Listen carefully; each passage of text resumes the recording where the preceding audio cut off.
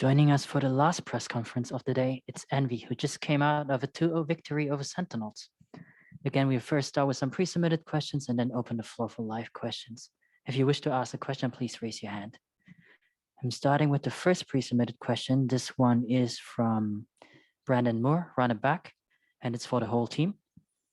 Crashies has been on fire for all of Masters Berlin. He ranks in the top 12 of almost every stat, including KD, average damage per round, and only having 7 deaths, first deaths through 135 rounds of play. Up to this point, I want to know everyone's thoughts. Crashies for MVP? Yep, he's a beast. He's got it. Yeah, he's got it. He secured it. Take me home, Austin. Take me home. Best Sova NA for sure. No questions asked. That's Sova world, bro. Okay, world. Fuck it. I mean, you're not wrong. Okay. Next one is from Sage Tatooine, Esports GG, and it's also for the whole team. You guys had a few days in between your last match and today. What was the preparation like, and how did it change when you got Sentinels? Let's go. So yeah, it definitely changed when we got Sentinels. We just kind of watched the matches. There's not a lot of prep done until we knew who we were playing. And the second we knew we were playing Sentinels, we just kind of, I just watched all their games from the tournament, and anti-stratted a little bit, figured out how they play, and they play a very standard game. They rely a lot on their default and stuff like that, so it's nothing crazy. Yeah. Got another one from Brandon Moore. We've spoken many times, and I can't express how happy I am for Team Envy, but for the longest time, the team couldn't pull the trigger, so to speak. How does it feel beating Sentinels on LAN and have the opportunity to truly pull off something great? Feels amazing. I mean, personally, I've been on 2 teams and I've never beat them before, and it feels great to beat them online too, especially 2-0. And we always knew we could do it, but today we're on some demon shit, bro. Yeah, I mean, I've never beaten them in anything meaningful other than a qualifier, so it meant a lot to beat them when it mattered most. Yeah, beating them with their new roster of 10s as well, I think is a pretty big achievement for us as well. Like Jimmy said, he's never beat them on FaZe before, so it was like a pretty big achievement for all of us, to be honest. Okay, we have time for live online questions now. Please raise your hand if you want to ask a question. Anyone? Yes, 1 second. It's for Mikhail Klimentov. Hi, folks. This question is, I don't want to dampen the mood at all, so apologies for this one. There are a lot of rumors from the Counter-Strike days around match fixing in the MDL. I'm wondering if that concerns the team right now, if any of you guys are thinking about that in terms of players on the team, roster changes, and so on. We're ignoring this question. What a question. We're ignoring this question. What a question. We're ignoring it. We're good on that one. Do we have any Valorant related questions?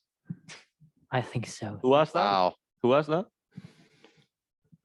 Yeah. I lost track. But next to go is Dustin Steiner, Esports GG.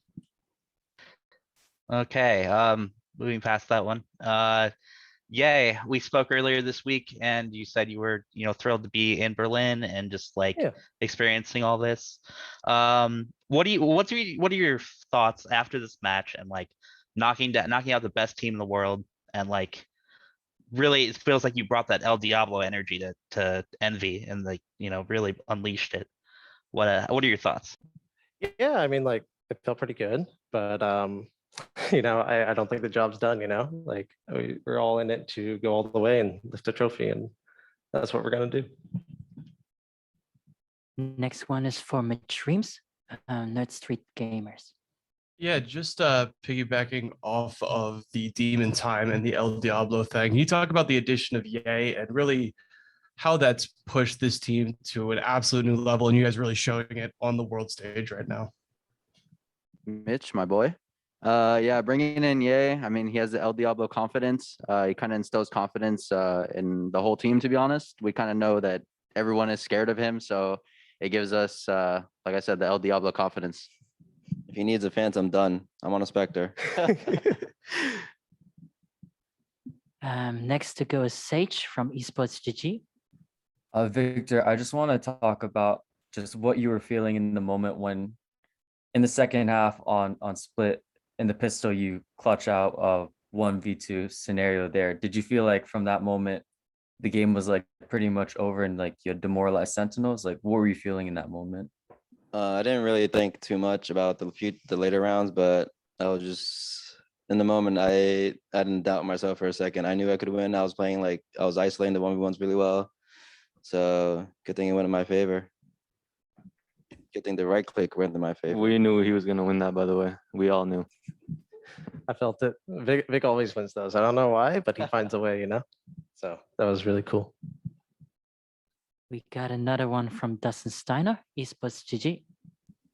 Do you guys think that the schedule kind of played an impact on Sentinel's loss there?